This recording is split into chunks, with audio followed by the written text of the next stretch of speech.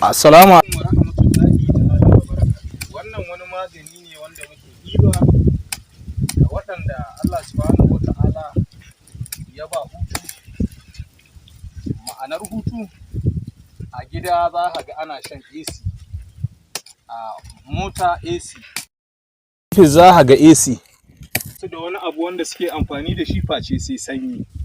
Za ka ji an ce ƙafafuwa na ciwo, likita zai auna zai ce gout ya kama ka.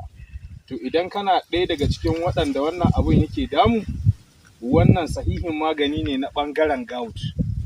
Dukkanin wanda za a ce ƙafafuwansa su ne masa ciwo ko ƙugunsa ya ne masa ciwo, to malam daure ka jarraba wannan abu wanda za mu bada albarkacin manzon Allah sallallahu alaihi wasallam.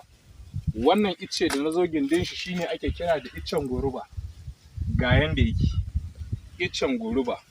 To idan kana ɗaya daga cikin waɗanda wannan cuta ta kama, wadda ake kira da suna gout, malam daure ka jarraba wannan.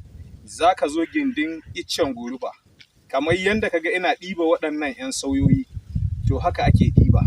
Za ka ɗibe su, za a shanya, idan aka shanya za ya bushe, sai ka nemi ko man kaɗanya ko ya kai ga kasancewa man shanu, shi ake kwaɓa wannan sauya kenan.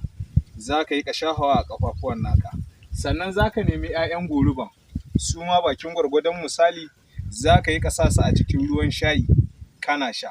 Insha Allahu in dai gout yana damunka, ko ciwon ƙafa yana damunka, ko ciwon ƙugu yana damunka, in Allahu ya yarda, kowace irin matsala ce, bijahi Rasulullahi sallallahu alaihi wasallam, Allah zai magance maka wannan. Na hiɗi muku sauya ake zuwa ɗiba.